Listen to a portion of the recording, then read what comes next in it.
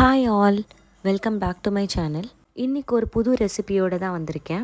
நம்ம இதுக்கு முன்னாடி ஒயிட் சாஸ் பாஸ்தா எப்படி செய்யணும் அப்படின்றத நம்ம சேனலில் அப்லோட் பண்ணியிருக்கோம். தேவைப்பட்டால் செக் பண்ணி பார்த்துக்கோங்க. இப்போ நம்ம வந்து ப்ரொக்கோலியை வச்சு ஒயிட் சாஸ் பாஸ்தா எப்படி செய்கிறதுன்னு பார்க்கலாமா வாங்க. அதுக்கு முதல்ல ப்ரொக்கோலி எல்லாத்தையுமே நான் கட் பண்ணி ஒரு பாத்திரத்தில் தண்ணி ஊற்றி கொஞ்சோண்டு உப்பு போட்டு வேக வச்சுக்கிறேன்.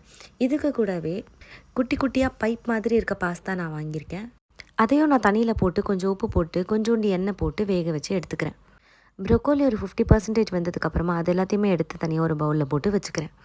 நாம் ஏன் 50% வேக வைக்கிறோம் அப்படின்னா, ஏன்னா இது நம்ம எப்படியும் கட் பண்ணி நம்ம பாஸ்தாவில் சேர்க்க போகிறோம். ஸோ அப்போ வந்து முழுசாக வெந்துடும். ப்ரொக்கோலியில் நிறைய ஹெல்த் பெனிஃபிட்ஸ் இருக்குது அப்படின்னு சொல்லிட்டு கேள்விப்பட்டேன். உங்களுக்கு தேவைப்பட்டால் சொல்லுங்கள். நெக்ஸ்ட் வீடியோவில் நான் அதையும் நான் சொல்கிறேன். இப்போ கட் பண்ண ப்ரோக்கோலிலாம் எடுத்து நான் வந்து மேலே இருக்கிற அந்த க்ரீன் கலர் பார்ட் மட்டும் எடுத்துக்கிறேன். மிச்ச பார்ட் எல்லாத்தையுமே எடுத்து வச்சிடுறேன். ஸோ அது நம்ம யூஸ் கிடையாது. இந்த க்ரீன் கலரில் இருக்கிறது மட்டும்தான் நம்ம வந்து யூஸ் பண்ண போகிறோம். ப்ராக்லி எல்லாத்தையுமே நம்ம வந்து ரொம்ப குட்டி குட்டியாக நறுக்கிக்கணும். அப்போ தான் வந்து அந்த பாஸ்தாவில் போடும்போது நல்லாயிருக்கும். இப்போ நான் கட் பண்ணியிருக்க மாதிரியே நீங்கள் வந்து கட் பண்ணி எடுத்துக்கோங்க. ஸோ கட் பண்ணி முடித்ததுக்கு அப்புறமா இப்படி தான் இருக்குது. இப்போது நம்ம பாஸ்தா எல்லாத்தையுமே வேக வச்சு எடுத்துருக்கோம்ல, அதில் வந்து ஒரு 2 ஸ்பூன் வந்து நல்லா எண்ணெய் விட்டு நல்லா கலந்து வச்சுக்கிறேன். எண்ணெய் எதுக்காக விடுறோம் அப்படின்னா, ஒன்றுத்துக்கு ஒன்று ஒட்டாமல் இருக்கணும் அப்படின்றதுக்காக.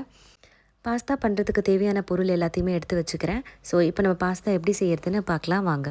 அதுக்கு முதல்ல ஒரு கடாயில் தேவையான அளவுக்கு எண்ணெய் போட்டுக்கணும். எண்ணெய் இல்லை அப்படின்னா நீங்கள் பட்டர் கூட சேர்த்துக்கலாம். பட்டர் போட்டால் இன்னும் நல்லாயிருக்கும். இதுக்கு கூடவே குட்டி குட்டியாக நான் நறுக்கி வச்சுருக்க பூண்டு சேர்த்துக்கிறேன். நல்லா குட்டி குட்டியாக நறுக்கி சேர்த்துக்கோங்க. அப்போ தான் வந்து நல்லாயிருக்கும். அப்படி இல்லைன்னா பெருசு பெருசாக இருந்துச்சுன்னா அது அவ்வளோவா நல்லா இருக்காது. இது எல்லாத்தையுமே போட்டு நல்லா கலந்து விட்டுக்கோங்க.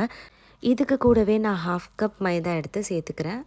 மைதா நம்ம எப்படி கொடுக்கணும் அப்படின்னா, கொஞ்சம் கொஞ்சமாக கொட்டி கொட்டி நம்ம கலந்து விட்டுக்கணும். அதே மாதிரி நம்ம மைதா போடும்போது நம்ம வந்து சிம்மில் வச்சுக்கணும். ரொம்ப ஹை ஸ்பீடில் வச்சுக்கக்கூடாது. ஹையாக வச்சோம் அப்படின்னா அந்த மைதா எல்லாமே வந்து ரொம்ப ஒரு மாதிரி கரிஞ்சு போன மாதிரி ஸ்மெல் அடிக்கும். ஸோ நான் வச்சுருக்க எல்லாத்தையுமே கொஞ்சம் கொஞ்சமாக போட்டு சேர்த்துக்கிறேன்.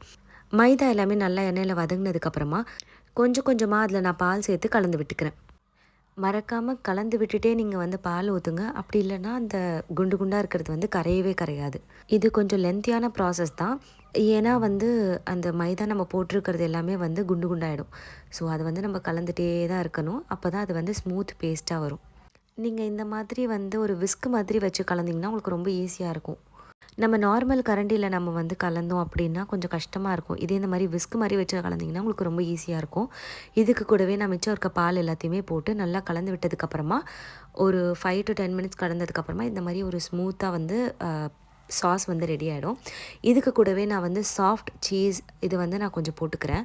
உங்கள்கிட்ட நீங்கள் நார்மல் சீஸ் இருந்தால் கூட நீங்கள் போட்டுக்கலாம். சீஸ் ஸ்லைஸு, சீஸ் க்யூப்ஸ் எதுவாக இருந்தாலுமே நீங்கள் போட்டுக்கலாம். ஸோ இது வந்து ஒரு க்ரீமி டெக்ஸ்சர் கொடுக்கும். இதுக்கு கூடவே உங்கள்கிட்ட ஃப்ரெஷ் க்ரீம் இருந்தால் கூட நீங்கள் வந்து சேர்த்துக்கலாம். இது எல்லாத்தையும் போட்டு நல்லா கலந்து விட்டுட்டே இருக்கணும். நீங்கள் கலக்க கலக்க அது வந்து இன்னும் கொஞ்சம் திக்காகிட்டு நல்லா க்ரீமியாக இருக்கும்.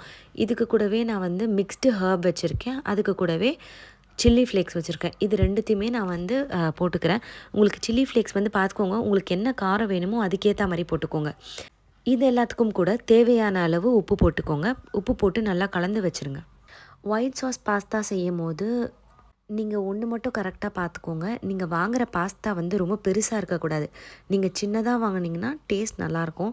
நீங்கள் பெருசாக வாங்கினீங்கன்னா அவ்வளோ டேஸ்ட் கொடுக்காது. ஏன்னா இதை நான் ஆல்ரெடி ட்ரை பண்ணிவிட்டு அதுக்கப்புறமா இது நான் சின்ன பாஸ்தா வச்சு ட்ரை பண்ணி தான் நான் உங்களுக்கு வீடியோ கொடுத்துருக்கேன்.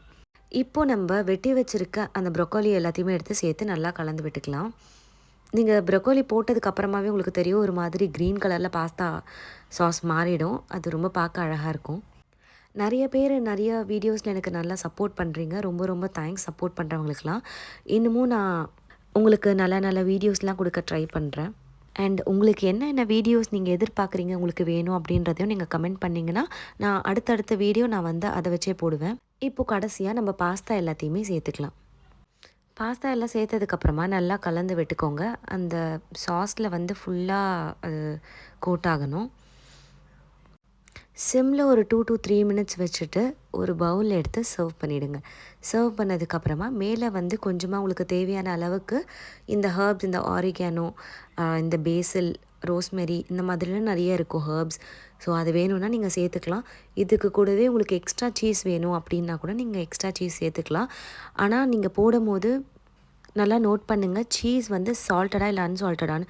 சீஸ் வந்து சால்ட்டடாக இருந்ததுன்னா நீங்கள் தேவையான அளவு உப்பு அதுக்கேற்ற மாதிரி சேர்த்துக்கோங்க. ஸோ அவ்வளோதான், நம்மளோட broccoli white sauce pasta ready ஆகிடுச்சு. இந்த வீடியோ உங்களுக்கு பிடிச்சிருந்தா லைக், ஷேர், சப்ஸ்கிரைப் பண்ணி சேனலை சப்போர்ட் பண்ணுங்கள். தேங்க்ஸ் ஃபார் வாட்சிங் அண்ட் பாய்.